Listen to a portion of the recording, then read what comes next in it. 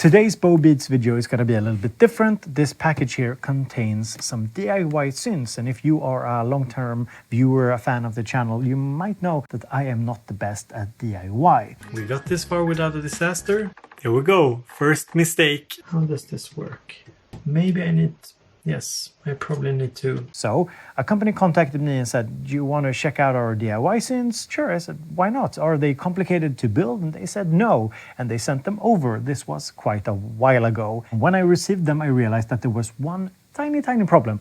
I do not know how to solder. And yeah, I kind of never really got around to learning how to solder, so they kind of stayed in their boxes until now, because in the package here, I have them, they are soldered. And how did that occur? Well, it's a little bit of a funny story. I was playing a video game with some friends and a guy shows up and he goes, are you Bo? Like Bobeats Bo? And he was a big synth enthusiast and he was also a fan of the channel and he knew how to solder and offered to help me with these. I'm David and I'm gonna try to put this together. For some reason they've decided to use CA glue to assemble the box. I'm not quite sure why. If you look at Korg's NTS1, the Korg NTS1 managed to do it with screws, so you can fix it if you mess it up. I mean, soldering wise, this is a really easy kit. Oh, I've really made a mess of that. I'm so sorry, Bo. But the PCB seems really nice. David sent some coffee over as well. All right, okay, so this is the filter.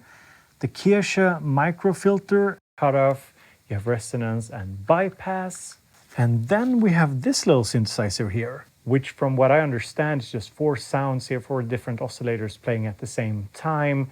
There's no actual control of them. I think it's just an audio output here on the back, as well as individual tuning. And yeah, David put on the stickers here to cover up some blemishes. So this doesn't look good with all this glue. If you ever make an error, just make a feature out of it. So I brought my son along. Ska vi säga hej, Kalle?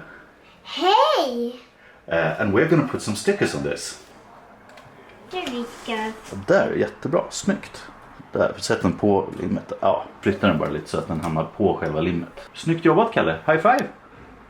A nice little thing with both the MS-20 filter and the little, well, it says analog polysynth. I'm not sure if I would call it a polyphonic synth. I think it's just 4 sounds, 4 oscillators playing at once with individual tuning, but no other real control of them, and you can't get them out as individual voices anyway to control them separately. So yeah, I wouldn't call it polyphonic, but yeah, it can create 4 tones at one time.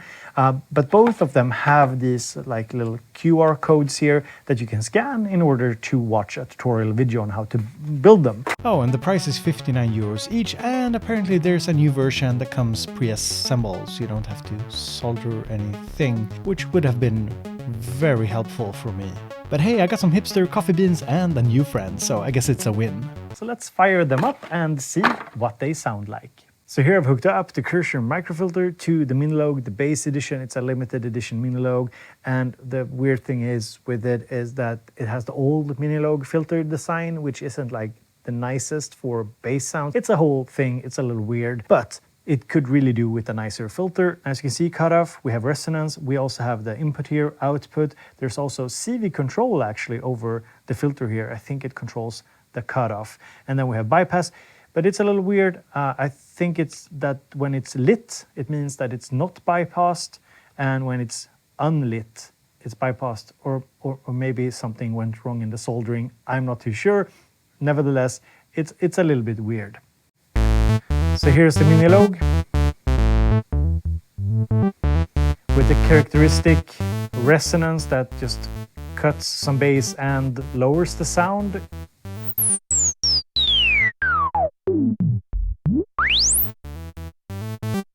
That's a gauge, filter.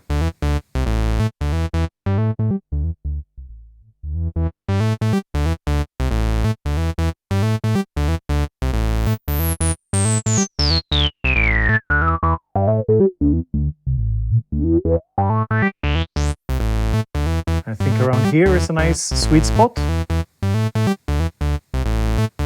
Maybe a little bit more.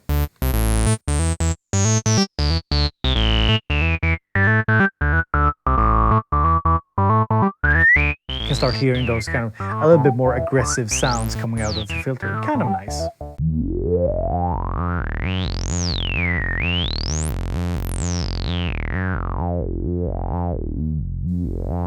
Nice.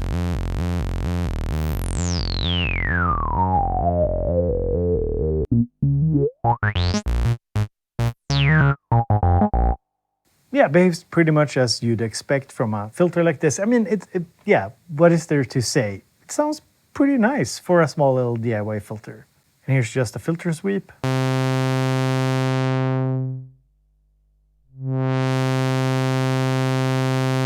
With some resonance.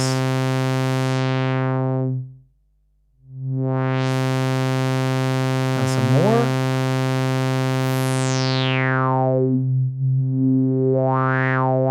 So we're starting to hear how it affects the sound.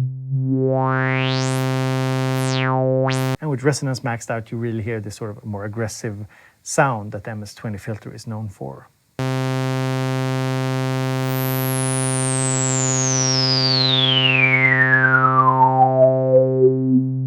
So the filter is pretty much what you'd expect, and it gets a pass from me. I think this could be a fun little DIY project, and a filter, especially analog one, it's always fun to have and like use on a drum machine, for example. And now we're gonna try this little micro quad thing. Okay, so you can turn on the oscillator here, you have tuning control.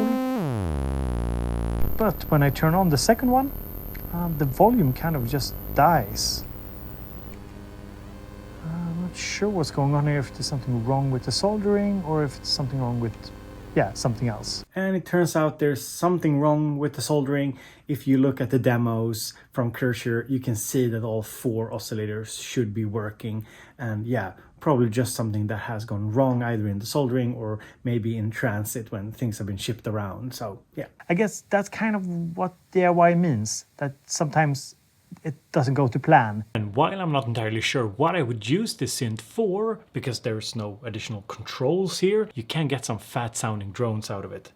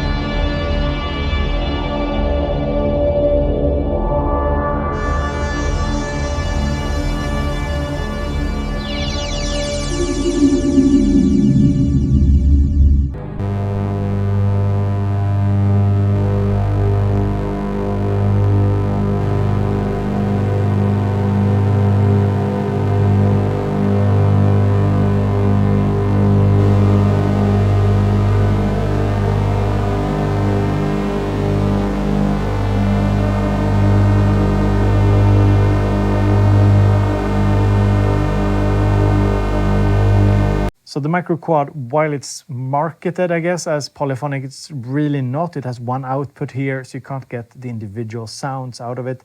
And it also only has the on and off button as well as the tuning for the individual oscillators. But could be, I guess, an interesting little DIY project. Personally, I think that the microfilter is actually quite interesting, quite good, but the micro quad doesn't really get my seal of approval because there's no way to control it, to control the pitch, for example, using CV for the individual voices. So I can't personally vouch for what the build process is like, but talking to David, it seems like it's a pretty fun experience building these devices.